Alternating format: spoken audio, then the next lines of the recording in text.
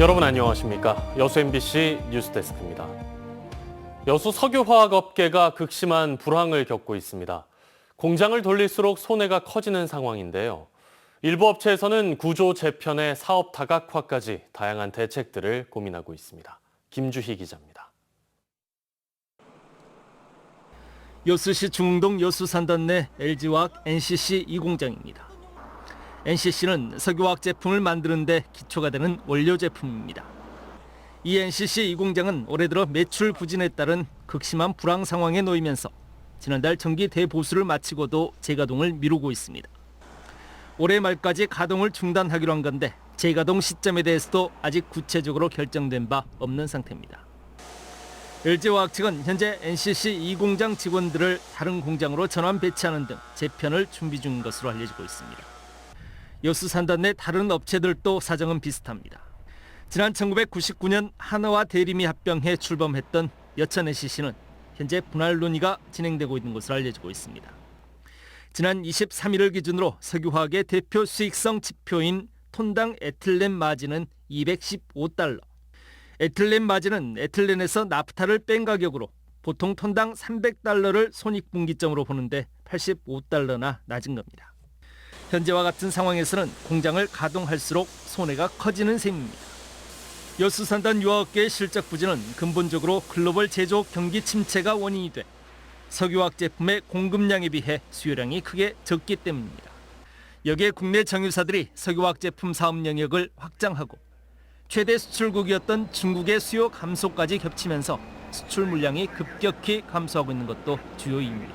원재료 가격은 하향 평준화로 좀 안정화되고 있다고 말씀드릴 수가 있는데요. 그렇기 때문에 문제는 이 글로벌 마켓에서의 석유화학 제품 수요가 생각보다 개선이 안 되고 있는 측면이 지금 여수 산단에 있는 기업들의 큰 고민이라고 할 수 있겠습니다. 불황이 장기화되면서 여수산단 기업들은 자구책 마련에 바빠졌습니다. 경쟁력이 없는 한계 사업에 대한 구조 조정과 가동 중지, 사업 철수, 지분 매각 등으로 사업 구조 재편을 고민 중입니다. 이와 함께 2차 전지, 친환경 신사업의 집중 육성 등을 통한 사업 다각화도 추진 중입니다. 자구 노력하기에는 굉장히 좀 어려운 부분이 있다. 그러나 지금 글로벌 스탠다드와 관련해서 이러한 CCUS라든가 이 수소경제라든가 이러한 아이템에 대해서 아주 재빠르게 좀 준비하고 도입하고 또 그것을 적용함으로 해서 우리 석유화학 산업의 경쟁력은 장기적으로는 갖출 수 있다. 코로나19 경기 침체와 좁아진 수출길로 석유화학업계에 불어닥친 불황이 얼마나 길어질지 지역 경제계의 시름이 깊어지고 있습니다. MBC 뉴스 김주입니다.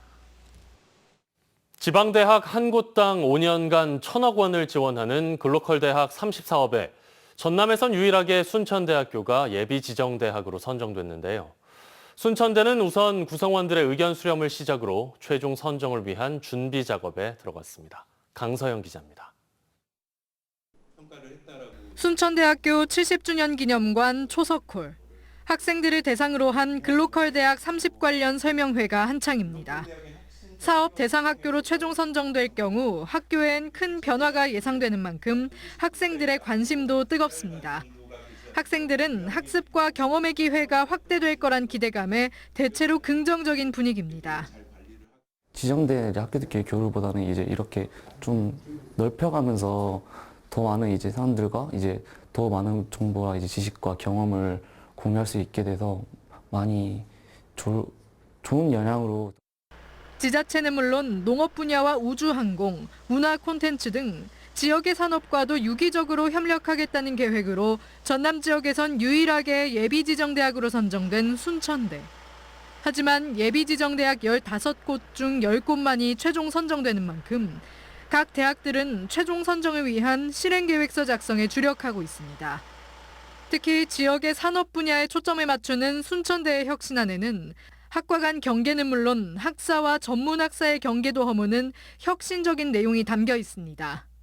최종 심사에선 계획안의 실행과 구현 가능성이 관건인 만큼 순천대는 지자체와의 협력 체계를 구축하기에 앞서 교수진 및 학생들과의 설명회를 통해 의견 수렴 절차부터 조심스럽게 밟아나가고 있습니다. 구성원들의 어떤 의견, 그다음에 구성원들의 어떤 요구 조건이 우리가 혁신기획서에 담은 거하고 좀 일치해야 된다. 예, 그런 게 가장 중요하고요. 이번 글로컬 대학에 선정될 경우에 일단 대학 이미지 제고, 그다음에 유상이 굉장히 획기적으로 강화될 것 같고 지역경제 활성화에도 지대한 효과가 미칠 것으로 그렇게 기대하고 있습니다. 비수도권 대학을 선정해 5년간 1,000억 원을 지원하는 글로컬 대학 30사업의 최종 결과는 오는 10월 발표될 예정입니다. MBC 뉴스 강서영입니다. 민선 8기가 출범한 지 1년을 앞두고 있습니다. 그동안 각 지자체들은 새로운 비전을 내세우며 다양한 시책을 추진해 왔는데요.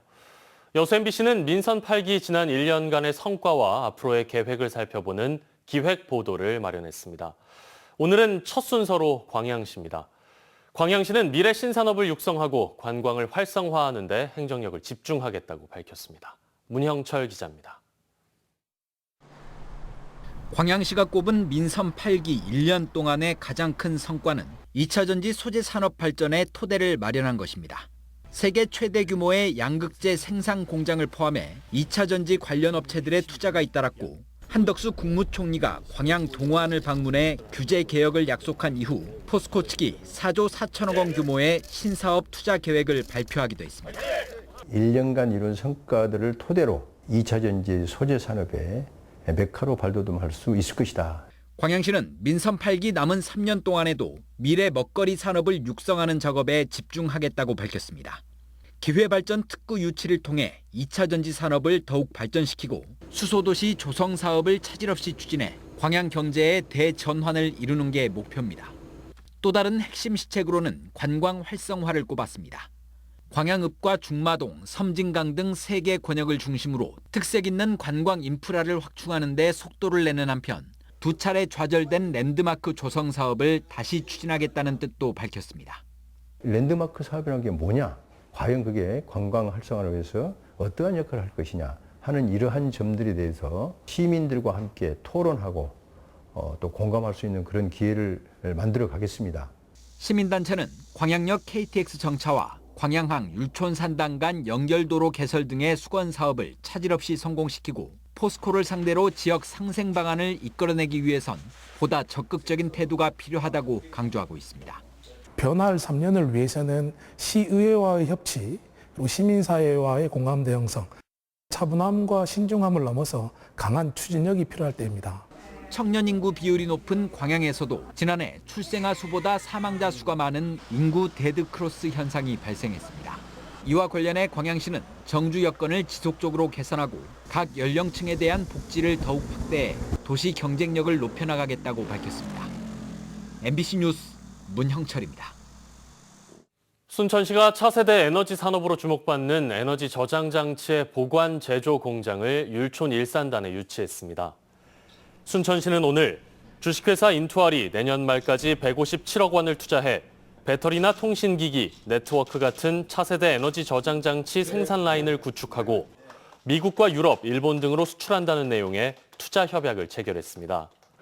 순천시는 특히 이번 협약을 통해 100여 명의 지역 인재 고용 창출 효과가 기대되고 순천이 차세대 에너지 분야의 거점이자 첨단 산업의 집적지로 거듭나는 계기가 될 것이라고 밝혔습니다.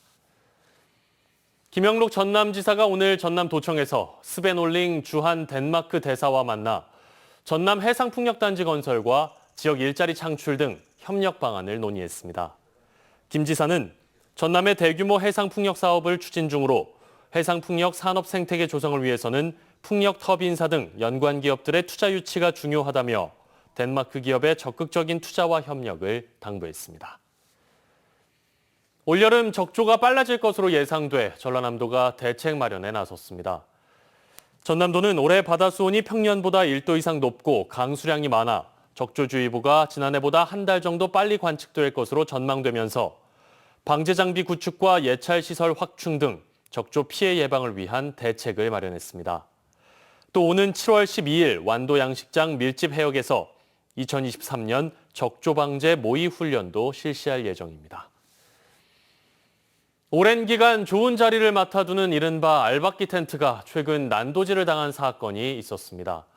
남의 물건을 훼손한 건 분명한 불법 행위지만 오죽하면 그랬겠냐며 누리꾼들의 의견이 갈리기도 했는데요. 이 같은 양심불량 캠핑족들 때문에 행정당국이 야영과 취사까지 금지하면서 애꿎은 시민들만 피해를 입게 됐습니다. 김초롱 기자가 현장에 다녀왔습니다. 국가 하천과 소나무 수백 그루가 어우러진 나주의 한 유원지입니다. 평일이지만 곳곳에 텐트가 설치돼 있습니다. 이른바 알박기 텐트입니다. 시민들이 이렇게 텐트를 설치해 방치하는가 하면 숯과 기름을 아무데나 버려 소나무가 죽게 되면서 다음 달부터 야영과 취사가 아예 금지될 예정입니다. 연간 3만 명이 찾을 정도로 인기가 많은 유원지인데 얌체 캠핑족들 때문에 다른 캠핑객들까지 피해를 입은 겁니다. 저희 직원들이 일주일에 한 3번 정도는 출근을 해서 가지고 여기다가 사람들한테 안내를 말씀드리고 또 자진 철거를 해달라고, 그리고 플랜카드도 중간중간에 붙였습니다마는. 보성의 해수욕장도 사정은 마찬가지입니다. 철거를 예고했지만 여전히 텐트 수십 개가 자리를 차지하고 있습니다. 반년째 이곳에 방치된 텐트입니다. 천은 이렇게 어지럽게 구겨져 있고 지지대는 이렇게 무너져 있습니다. 이런 알박기 텐트 때문에 정작 해변을 찾은 시민들이 그늘 밖으로 밀려납니다. 관광객들이 오히려 그늘 밑에서 쉬어줘야 되는데 쉬지 못하고 뜨거운 태양 쪽으로 나가야 줘야 된다는 거, 뭐 그런 것들이 좀 안 좋은 것 같아요. 인근 무료 주차장엔 장기 주차된 캠핑 차량이 문제입니다. 어찌다 한 번씩 가뭄에 콩나대 캠핑 왔다 가고 그러대요. 이런 차들 때문에 차 못 대고 좋은데 못 대고 뭐 이런 사람들도 있나요? 예, 그러죠. 그런다고 봐야죠. 주말에는 꽉 차거든요. 법과 양심을 지키지 않는 일부 캠핑족들로 인해 선량한 시민들의 권리마저 침해받고 있다는 지적이 나옵니다. MBC 뉴스 김초롱입니다.